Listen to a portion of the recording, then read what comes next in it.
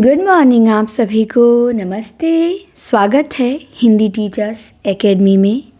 तो उम्मीद है कि आप सभी अच्छे होंगे और पढ़ाई बहुत अच्छे से कर रहे होंगे।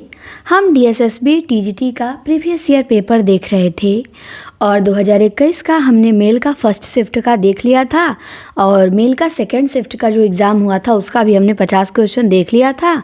ये दूसरा पार्ट है इस पेपर का और इसमें हम 50 से 100 तक के प्रश्न देखेंगे और इस पेपर को क्या करेंगे, समाप्त करेंगे। तो चलिए शुरू हो जाइए। एक बार क्लास को शेयर कर दें और सब्सक्राइब कर लें ताकि वीडियो आपको समय से मिल जाई करे। आ जाइए 51 नंबर 51 में प्रश्न पूछा है कि उस विकल्प का चयन कीजिए जो चातक का पर्यायवाची नहीं है। तो विकल्प है वनप्रिय, सारन, पपीहा, स्वातिभक्त। क्या चातक का पर्यायवाची नहीं है? तो चातक का पर्यायवाची वनप्रिय नहीं है। वनप्रिय पता है कोयल का होता है। किसका? कोयल का।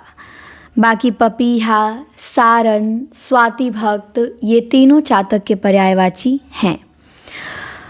पर्यायवाची शब्द देख लीजिए। पपीहा का सारन है, मेघ जीवन है, पपीहा है, स्वातिभक्त है आदि। और वनप्रिय मैंने बताया कोयल का है। कोयल के और पर्यायवाची भी दिया है जैसे कोकिला, सारिका, काकपाली, बसंत दूत। तो ये सब किसके पर्याय? कोयल के। 52 नंबर का क्वेश्चन है कि उस विकल्प का चयन करिए जो दिए गए शब्द का एकार्थी शब्द है जिसे कभी बुढ़ापा न आए। उसे क्या कहते हैं?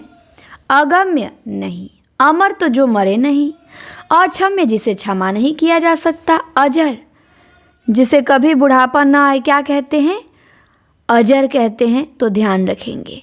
अगम्य जहाँ पहुँचना बहुत कठिन हो, अमर जो कभी ना मरे और अक्षम्य जो क्षमा योग्य ना हो, लेकिन अजर जिसे बुढ़ापा न आए। 53 में दिया है एक पंक्ति और पूछा है अलंकार कि अंबर पनघट में डुबो रही, तारा घट उषा नागरी। कौन सा अलंकार है पंक्ति में? श्लेष, वक्रोक्ति, रूपक, यमक। तो ध्यान देंगे पंक्ति में रूपक अलंकार है। कौन सा? रूपक। जहाँ पे उपमेय पर उपमान का आरोप या उपमान और उपमेय का अभेद हो वहाँ रूपक होता है।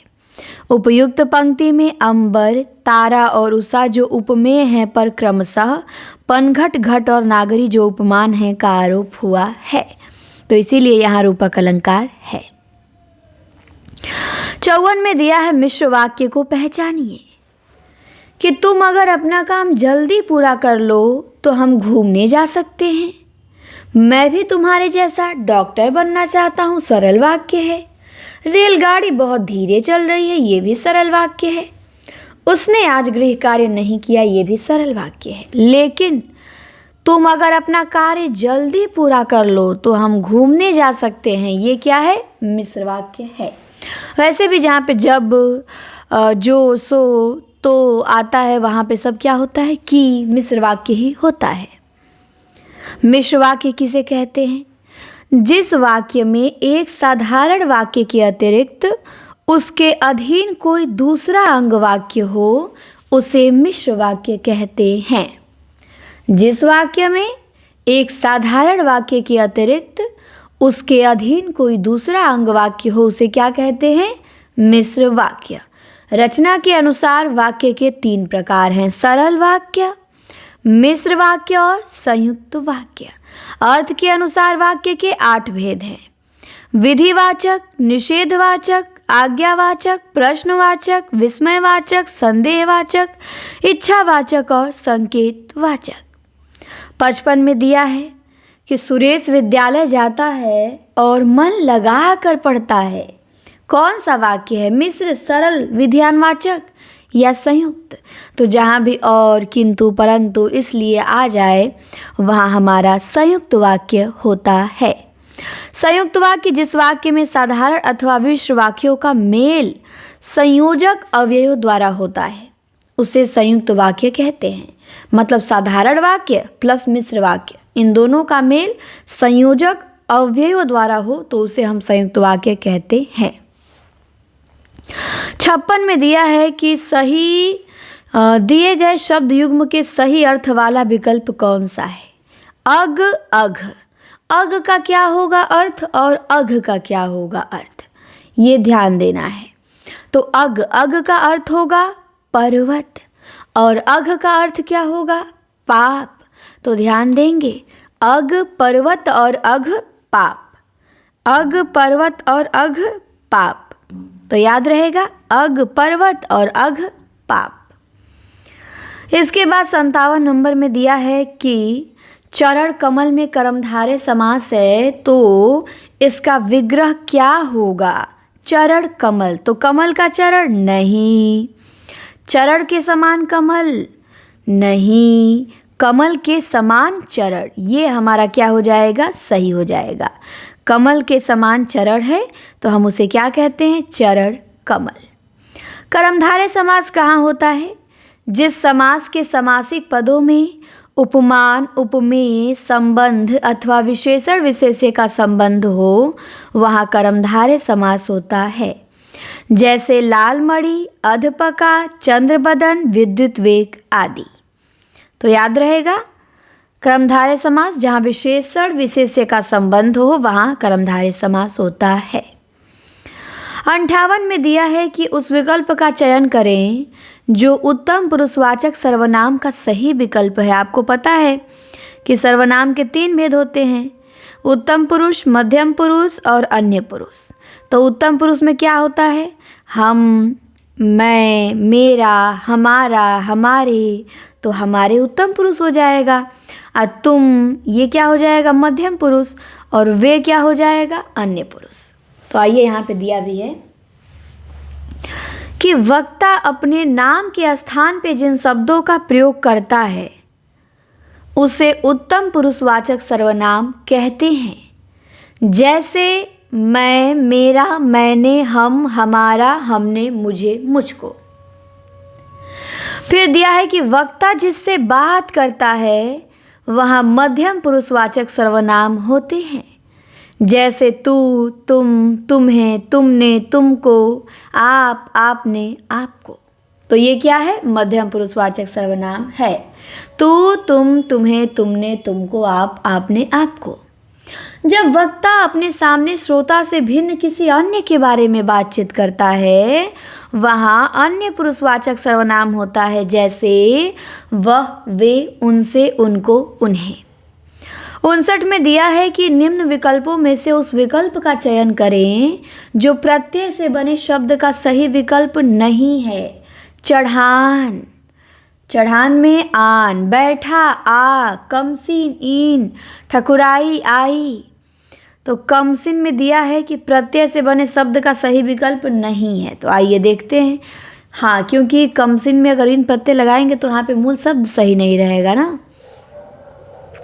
कमसिन शब्द में प्रत्यय के शब्द का सही विकल्प नहीं है, जबकि चढ़ान में आन, बैठा में आ और ठकुराई में आई प्रत्यय लगा है। शब्दों के बाद जो अक्षर या अक्षर समूह लगाया जाता है उसे प्रत्यय कहते हैं। प्रत्यय 2 प्रकार के होते हैं, कृत और तद्धित। तो कृत जानते ही है, जो क्रिया या धातु के अंत में लगे, और तद्धित जो संज्ञा, सर्वनाम और विशेषण के अंत में लगे। अब आते हैं 60। 60 में दिया है उद्यमी। उद्यमी का विलोम क्या होगा? व्यवसाय नहीं, आलसी। जी हाँ, उद्यमी का विलोम होगा आलसी। निरुद्यमी भी हो सकता है। इसके बाद 61 नंबर में दिया है कि 61 में कि उस विकल्प का चयन करें जो दिए गए लोकोक्ति का सही अर्थ हो। अकेला चना भाड़ नहीं फोड़ता। तो अकेला मनुष्य अपने दम पे किसी भी बड़े काम को अंजाम नहीं दे सकता। तो हमें तो हमारा आंसर यही मिल गया कि अकेला मनुष्य अपने दम पर किसी बड़े काम को अंजाम नहीं दे सकता, अर्थात अकेला चना भाड़ नहीं फोड़ सकता। और लोकोक्ति देख लीजिए, दिया है अंधा क्या चाहे दो आँख, मनचाही बात हो जाना। अंधेर नगरी चौपट राजा, टके सिर भाजी टके सिर खाजा। जहाँ मालिक मूर्ख हो वहाँ सद्गुणों का आदर नहीं होता। अकल बड़ी या भैंस, बुद्धि शारीरिक शक्ति से अधिक श्रेष्ठ होती है। 62 में दिया है कि अपनी टांग उघारिए, आप ही मरिए लाज। इसका क्या अर्थ होगा? तो इसका अर्थ ये होगा कि अपने घर की बात दूसरों से कहने पर अपनी ही बदनामी होती है, तो अपनी टांग उघारिए, आप ही मरिए लाज। 63 में दिया है भोजपुरी बोली का नाम किस गांव के आधार पे पड़ा है? तो सबको पता है भाई, भोजपुरी बोली का नाम भोजपुर गांव के नाम पे पड़ा है। भोजपुरी बोली का नाम भोजपुर गांव के आधार पर पड़ा। राजा भोज के वंशजों ने मल्ल राज की स्थापना की। इसका केंद्र शाहाबाद बना, बाद में भोजपुर केंद्र बना। भोजपुरी को मल्लिका, काशिका, बनारसी आदि नामों से भी अभिहित किया जाता है। भोजपुरी में उपबोलियां कौन हैं? तो मधेसी, थारू, सखरिया, सोनपारी हैं। तो भोजपुरी की उपबोली ध्यान देंगे, मधेसी, थारू, सखरिया, सोनपारी आदि। मागधी भ्रंश से विकसित बिहारी हिंदी में 3 प्रमुख बोलियां हैं, उसी में से एक भोजपुरी है। भोजपुरी, मगही, मैथिली। फिर दिया है कि पश्चिमी पहाड़ी किस उपभाषा के अंतर्गत आती है? पहाड़ी, राजस्थानी, बिहारी, पूर्वी। तो पश्चिमी पहाड़ी जो है वो पहाड़ी उपभाषा के अंतर्गत आती है। पश्चिमी पहाड़ी पहाड़ी उपभाषा के अंतर्गत आती है और पहाड़ी उपभाषा खस अपभ्रंश से विकसित है। 65 में दिया गया है कि किसे हिंदी की शैली नहीं मानेंगे? मसनवी, संस्कृत निष्ठ हिंदी, दक्षिणी, हिंदुस्तानी। तो जो मसनवी है ये हिंदी की शैली नहीं है, ये फारसी में भाषा की शैली है मसनवी। सूफी कवियों ने अपने काव्य में मसनवी शैली का प्रयोग किया है। मसनवी से तात्पर्य है काव्य लिखने का ढंग, जिसमें 4 चरण होते हैं। पहला है ईश की वंदना, पहला चरण ईश की वंदना है। दूसरा चरण पैगंबर की स्तुति है।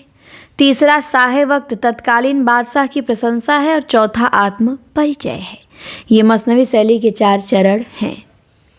66 में दिया है, इस पंक्ति में रस बताना है। अखिल भुवन चर अचर सब हरिमुख में लखिमातु, चकित भई गद गद वचन विकसित दृग पुलकातु। पंक्ति में कौन सा रस है? तो पंक्ति में अद्भुत रस है। अद्भुत रस का स्थायी भाव विस्मय। 67 में आइए दिया है सूर्य अस्त हो गया। कौन सी शब्द शक्ति है भाई? सूर्य अस्त हो गया। अभिधा, लक्षणा, प्रयोजनवती लक्षणा, व्यंजना। तो व्यंजना शब्द शक्ति है। सूर्य अस्त हो गया में शब्द शक्ति व्यंजना। सूर्य अस्त हो गया इस वाक्य के सुनने के उपरांत प्रत्येक व्यक्ति इससे भिन्न भिन्न अर्थ ग्रहण करता है, इसीलिए क्या हो गई? व्यंजना हो गई।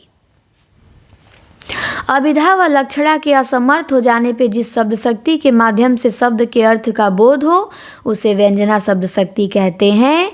इसके भेद है शाब्दी व्यंजना, शब्द पे आधारित व्यंजना को शाब्दी व्यंजना कहते हैं। दूसरा है आर्थी व्यंजना, अर्थ पे आधारित व्यंजना को आर्थी व्यंजना कहते हैं। 68 में दिया है, होनहार बिरवान के होत चिकने पात। इस लोकोक्ति का सही अर्थ क्या है? तो इसका सही अर्थ है कि प्रतिभा बचपन से ही दिखाई देती है। होनहार बिरवान के होत चिकने पात। 69 में दिया है, बीती विभावरी जागरी, अंबर पनघट में डुबो रही, तारा घट उषा नागरी। कौन सा अलंकार है? तो यहाँ रूपक अलंकार है। बीती विभावरी जागरी। उपमेय पर उपमान का आरोप या उपमान पे उपमेय का अभेद आरोप ही रूपक है। अब 70 नंबर का प्रश्न दिया है, इस लोकोक्ति का सही अर्थ बताइए कि जाके पाँव न फटी बिवाई, असोक्या जाने पीर पराई। अर्थात बिना दुख भोगे दुख का बोध नहीं होता है। अब जिसके पाँव में फटेगी बिवाई तो उसका दर्द वही न जानेगा कि हम जान सकते हैं, नहीं जान पाएंगे। तो बिना दुख भोगे दुख का बोध नहीं होता। दिया है विश्व हिंदी दिवस कब मनाया जाता है? तो 10 जनवरी को मनाया जाता है विश्व हिंदी दिवस। अब है 72, सर पे कफन बांधना। इस मुहावरे का सही अर्थ क्या है?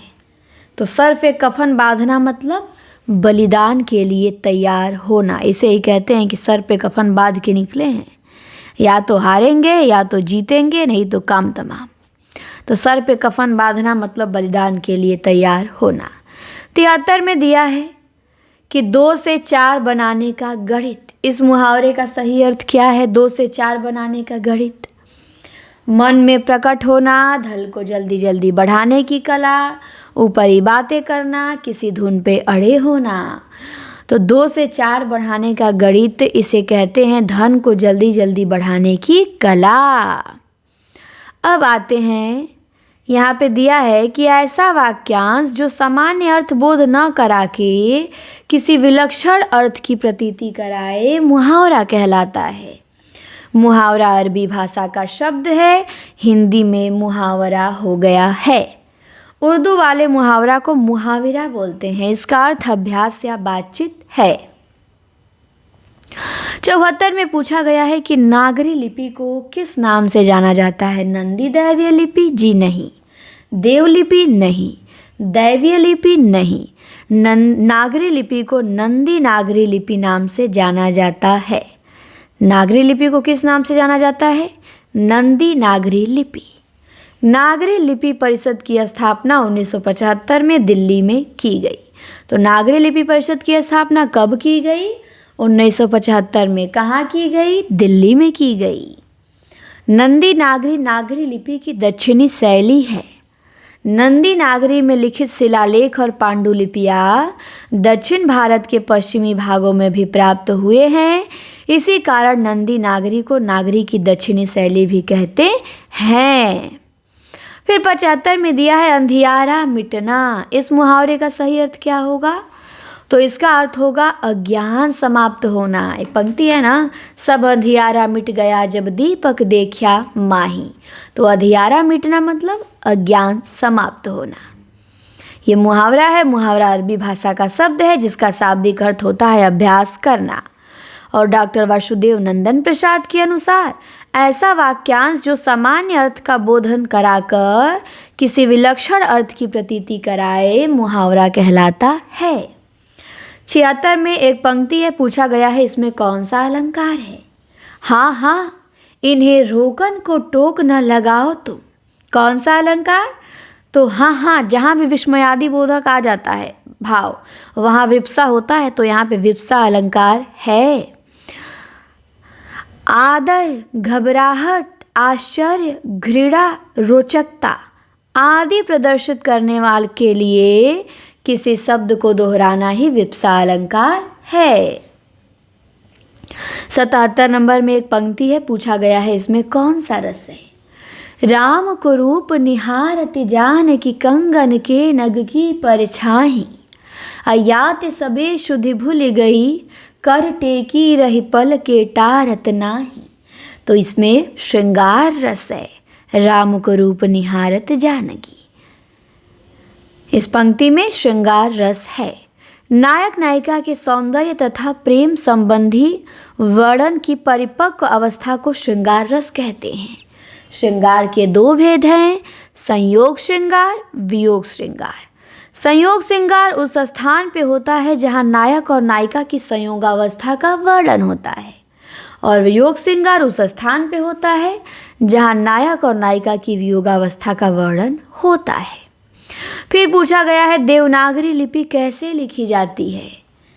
तो देवनागरी लिपि बाईं से दाईं ओर लिखी जाती है। हम लोग ऐसे ही नहीं लिखते हैं, मान लीजिए लिखना है का तुम, तो हम लोग बाएं से, ये बाएं साइड है, ये दायां साइड है, तो बाएं से हम लोग दाईं तरफ लिखते जाते हैं। तो बाईं से दाईं ओर लिखी जाती है देवनागरी लिपि। देवनागरी लिपि बाईं से दाईं ओर लिखी जाती है। देवनागरी लिपि का विकास 10वीं सदी में ब्राह्मी लिपि से हुआ। देवनागरी लिपि का पहला प्रयोग गुजरात राज्य में मिलता है। पहला शिलालेख गुजरात नरेश जयभट्ट के एक शिलालेख में मिलता है। भारत की संविधान सभा में 14 सितंबर 1949 को भारत के संविधान की 8वीं अनुसूची में अनुच्छेद 343(1) में हिंदी को राजभाषा और देवनागरी लिपि को मान्यता प्रदान की गई है। 79 का क्वेश्चन है कि कार्यालय हिंदी की भाषा कैसी होनी चाहिए? तो कार्यालय हिंदी की भाषा एकदम सीधा सीधा होनी चाहिए ना, तभी तो सबको समझ आएगा। तो अब लक्षणा व्यंजनात्मक का वहाँ क्या काम है? वहाँ आप साहित्य थोड़ी लिख रहे हैं, व्यंग करेंगे या लक्षणा दिखाएंगे। वहाँ भाषा होनी चाहिए अभिधात्मक, जो एकदम सीधे सीधे समझ में आ जाए। अभिधात्मक भाषा का प्रयोग तात्पर्य अभिधामूलक भाषा से है, जहाँ किसी शब्द का सामान्य अर्थ ग्रहण किया जाए और शब्द का अर्थबोध कराने वाली शक्ति शब्द शक्ति कहलाती है। हिंदी में शब्द शक्ति 3 होती हैं: अभिधा, लक्षणा, व्यंजना। शब्द को सुनते अथवा पढ़ते ही श्रोता या पाठक उसके सबसे सरल प्रचलित अर्थ को बिना अवरोध के ग्रहण करता है, वह अभिधा शब्द शक्ति कहलाती है। अब यहाँ देखिए, मध्यकालीन आर्य भाषा का समय पूछा है। आर्य भाषाएं 3 भागों में बांटी गई हैं: प्राचीन भारतीय आर्य भाषा, मध्यकालीन भारतीय आर्य भाषा और आधुनिक भारतीय आर्य भाषा। तो प्राचीन भारतीय आर्य भाषा कब से कब तक है और मध्यकालीन भारतीय आर्य भाषा कब से कब तक है? तो मध्यकालीन आर्य भाषा है 500 ईसा पूर्व से 1000 ईस्वी तक। 500 ईसा पूर्व से 1000 ईस्वी तक कौन सी भाषा है? मध्यकालीन भारतीय आर्य भाषा है। आगे आते हैं। यहाँ पे दिया है कि भारतीय आर्य भाषा समूह को कालक्रम की दृष्टि से 3 वर्गों में बांटा गया है। प्राचीन भारतीय आर्य भाषा, यहाँ 2000 दे दिया है, जबकि 1500 होना चाहिए। 1500 ईसा पूर्व से 500 ईसा पूर्व तक प्राचीन भारतीय आर्य भाषा है। और प्राचीन भारतीय आर्य भाषा को 2 भागों में बांटा गया है: वैदिक संस्कृत और लौकिक संस्कृत। जो लौकिक संस्कृत है यही संस्कृत है। तो वैदिक संस्कृत 500 ईसा पूर्व से 800 ईसा पूर्व तक है और लौकिक संस्कृत 800 ईसा पूर्व से 500 ईसा पूर्व तक है। क्लियर? फिर मध्यकालीन भारतीय आर्य भाषा 500 ईसा पूर्व से 1000 ईस्वी तक है। ये 3 भागों में है: पाली प्रथम प्राकृत, प्राकृत द्वितीय प्राकृत, अभ्रंश तृतीय प्राकृत। तो पाली का समय 500 ईसा पूर्व से 1 ईस्वी तक और प्राकृत का 1 ईस्वी से 500 ईस्वी, अभ्रंश का 500 ईस्वी से 1000 ईस्वी। आधुनिक भारतीय आर्य भाषा का समय 1000 ईस्वी से अब तक माना गया है। अब दिया है कि निम्नलिखित अवतरण को ध्यानपूर्वक पढ़िए और उससे संबंधित प्रश्नों के दिए गए विकल्पों में सही विकल्प को चुनिए। तो अवतरण को आइए पढ़ लेते हैं ध्यान से भाई। नाव गर्व से सर उठाकर नदी की लहरों पे दौड़ती चली जाती है और पानी उसका जयकार करता हुआ उसे अपने हाथों पे उठाए रहता है। किंतु जब नाव डूबती है तो अपने ही छोटे से छेद के कारण जो धीरे धीरे कब हो गया वह जान ही नहीं पाती और छेद हो जाने पर वही पानी उसे खींचकर डुबो देता है। व्यक्ति भी जब डूबता है तो अपने ही किसी छेद के कारण जिसे उसने मामूली सा समझ के अनदेखा कर दिया था। हर विपत्ति हम पर तभी हावी होती है जब हम ढीले पड़ जाते हैं। यदि हम प्रतिदिन सजग होकर इस बात पर दृष्टि दौड़ाते रहें कि हमारे प्रयासों में कहीं कोई कमी तो नहीं रह गई, तब हमें कोई भी पराजित नहीं कर सकता। अपने कल को कायर और निकम्मे लोग याद करके पछताते रहते हैं। जहाँ हम कल खड़े थे वहीं खड़े रहना अपराध है। जो कुछ और जिस रूप में हमने कोई काम कल किया था उससे कहीं बेहतर करने का संकल्प और प्रयत्न करना हमारा धर्म होना चाहिए। बहुत अच्छा दिया था गद्यांश। फिर दिया है कि अनुच्छेद के अनुसार हमें क्या संकल्प करना चाहिए। तो ये संकल्प करना चाहिए कि पहले से बेहतर काम करना है। फिर दिया है अपने कल को याद करके कायर और निकम्मे लोग क्या करते हैं तो पछताते हैं।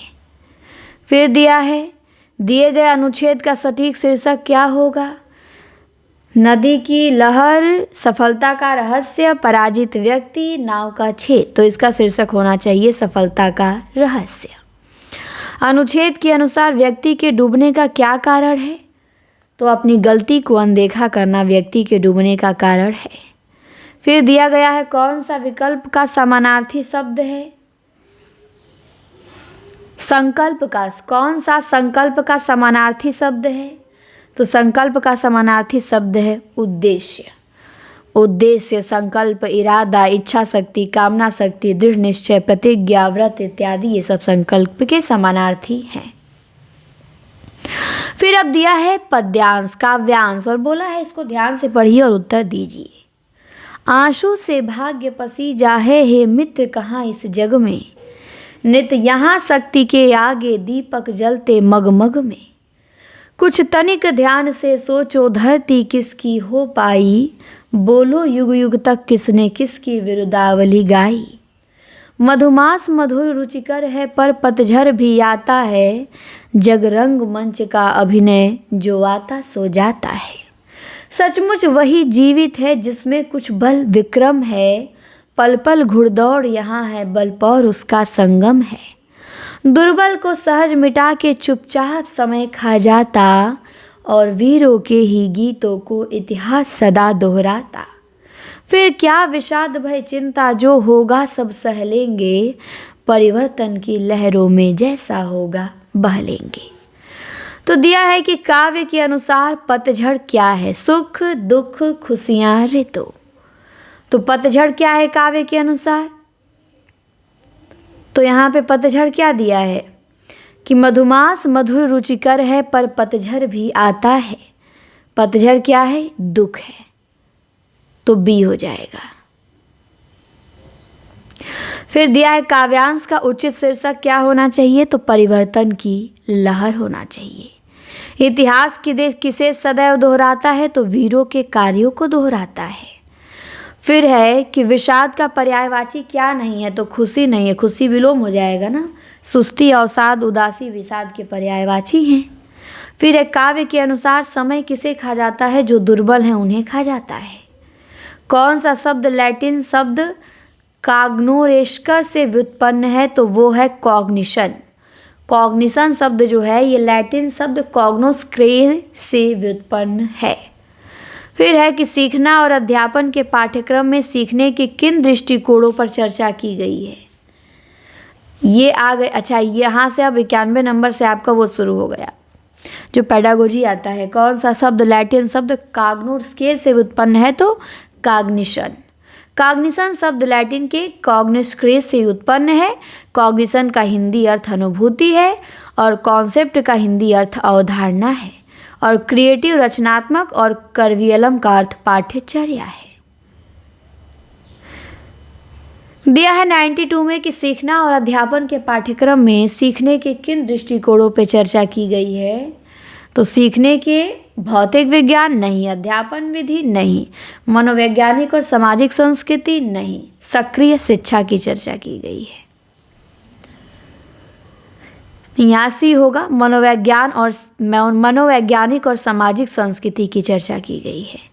सीखना और अध्यापन के पाठ्यक्रम में सीखने के किन दृष्टिकोणों की चर्चा की गई है, तो मनोवैज्ञानिक और सामाजिक संस्कृति की चर्चा की गई है। जिस विद्यालय में सभी छात्र एक छत के नीचे पढ़ सकते हैं उसे क्या कहते हैं, तो उसे समावेशी विद्यालय कहते हैं, जहाँ सभी छात्र एक छत के नीचे पढ़ सकते हैं।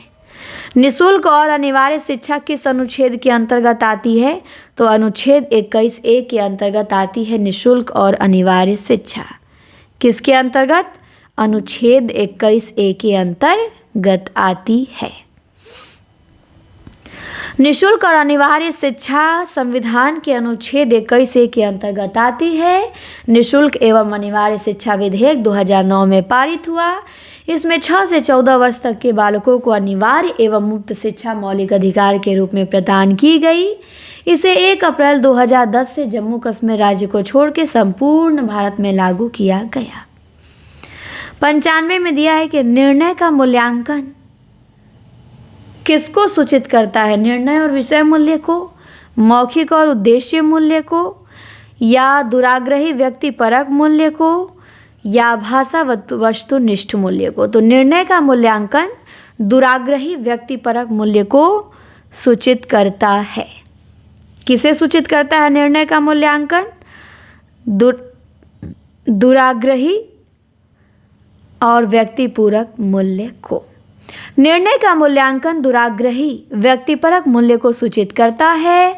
निर्णय का शाब्दिक अर्थ है अंतिम परिणाम तक पहुंचने से लगाया जाता है।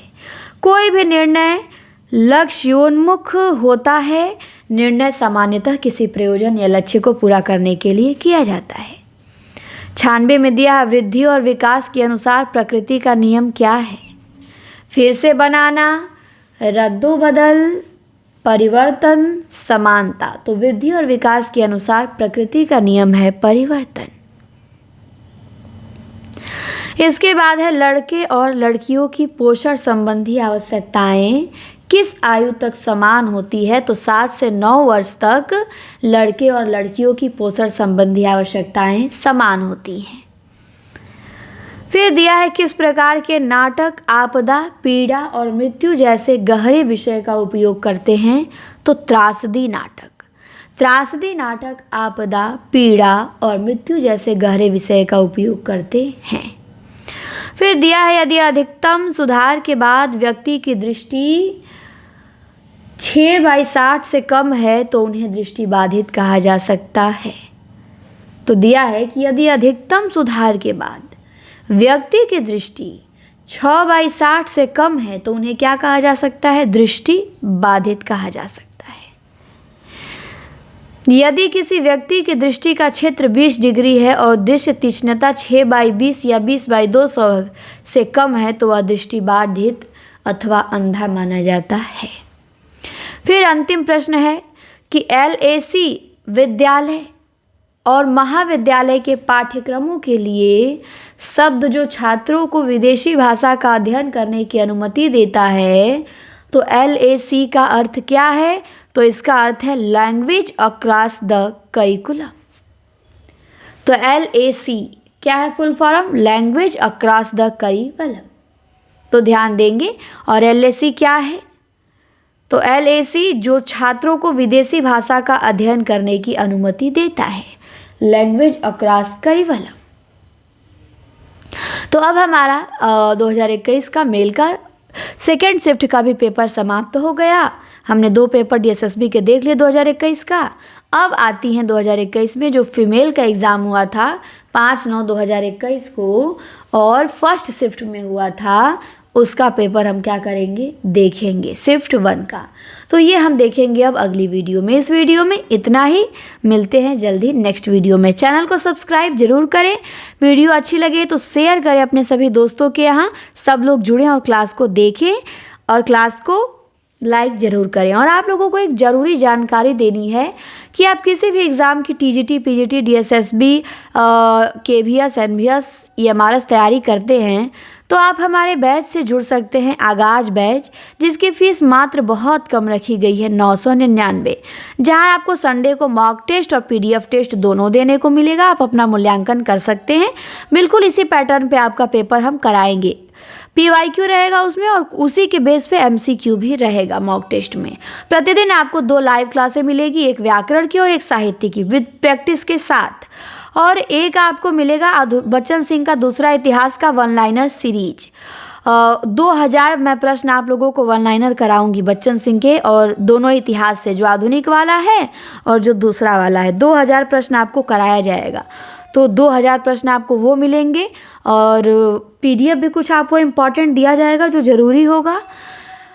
बाकी क्लासें तो होती रहेंगी। सर साहित्य पढ़ा रहे हैं, हम व्याकरण लेके चल रहे हैं, और भाषा विज्ञान, संस्कृत, साहित्य, जो भी टॉपिक है कुछ भी छूटेगा नहीं, कंप्लीट कवर कराया जाएगा। तो आप बहुत अच्छी तैयारी कर सकते हैं जुड़ के, और देर न कीजिए क्योंकि एग्ज़ाम डेट आपको पता है आ ही गई है। TGT, PGT तो स्पेशल ही है। आप आगाज बैच से जुड़ सकते हैं और जुड़ने के लिए इस नंबर पे संपर्क कर सकते हैं 94 52 86 93 35। जुड़िए और विश्वास है हम पे, तो एक बार जुड़ के ज़रूर देखिए और पढ़िए। 100% गारंटी है कि आप संतुष्ट ही रहेंगे और आप रिजल्ट बनाएंगे, इसमें कोई कमी नहीं रहेगी। या फिर आप Hindi teachers academy app play store से डाउनलोड करके और अपने से भी वहाँ आगाज बैच पेमेंट करके ज्वाइन कर सकते हैं। नहीं तो इस नंबर पे मैसेज व्हाट्सअप कर दीजिएगा कि मैम हमें जुड़ना है, आपको बता दिया जाएगा। तो चलिए क्लास को समाप्त करते हैं और उम्मीद है कि क्लास अच्छी लगी। मिलते हैं जल्दी।